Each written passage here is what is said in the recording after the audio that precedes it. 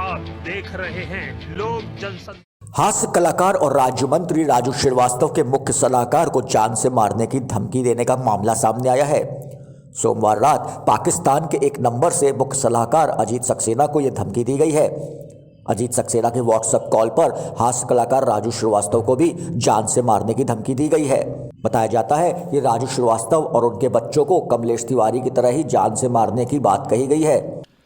कई दिनों से पिछले 28 जुलाई 2019 को भी मेरे घर पे हमला किया गया था, जिसकी पूरी एफआईआर मैंने दर्ज कराई थी। तब से ये वाकया चल रहा है और कल ऐसी ही घटना हुई। कल रात को 8:36 पे पाकिस्तान से फ़ोन आया। उन्होंने कहा कि ये जो तुम सब कर रहे हो ये सब बंद कर दो, नहीं तुम्हारे परिवार को जान से मार देंगे।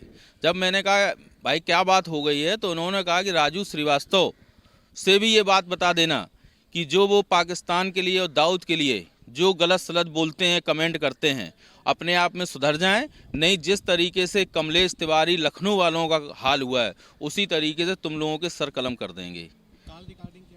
ये हमारे पास व्हाट्सअप कॉल थी, जिसके हमारे पास वो है पूरा स्क्रीनशॉट वगैरह, जो थाने में मैंने दे दिए सारे सबूत। देश के कलाकारों को एक बार फिर से धमकाने की पाकिस्तान ने नापाक हरकत की है। इस बार हास्य कलाकार राजू श्रीवास्तव और राज्य मंत्री तथा उत्तर प्रदेश फिल्म विकास परिषद के अध्यक्ष को पाकिस्तान से एक व्हाट्सएप कॉल के जरिए जान से मारने की धमकी दी गई है। उनके मुख्य सलाहकार अजीत सक्सेना को भी जान से मारने की ये धमकी दी गई है, जिस पर अजीत सक्सेना ने बर्रा थाने में आज मामला दर्ज करवाया है, शिकायत दी है। आपको बताते चले कि आज से 7 साल पहले भी राजू श्रीवास्तव जी को पाकिस्तान से ये धमकी दी गई थी कि उनको जान से मार दिया जाएगा, और इस बार राजू श्रीवास्तव के साथ उनके बच्चों को भी मारने की धमकी दी गई है। लखनऊ के कमलेश तिवारी हत्याकांड के तर्ज पर यह धमकी दी गई है। इस बाबत राजू श्रीवास्तव ने अपना एक वीडियो जारी किया है, वो हम आपको दिखाते हैं, जिसमें उन्होंने कहा है कि वो डरने वाले नहीं हैं और पाकिस्तान की नापाक गतिविधियों का वो अपने कॉमेडियन अंदाज में लगातार मुंहतोड़ जवाब देते रहेंगे। जब भी भारत देश पे कोई हमला करता है, आक्रमण करता है, चाहे चाइना या पाकिस्तान, तो आपकी तरह मैं भी गुस्से में आ जाता हूँ, आक्रोशित हो जाता हूँ और मेरा गुस्सा सारा मेरी कॉमेडी में निकलता है। इस तरह से मैं दुश्मनों को अपनी कॉमेडी के जरिए लताड़ता हूँ, उनको गालियां देता हूँ।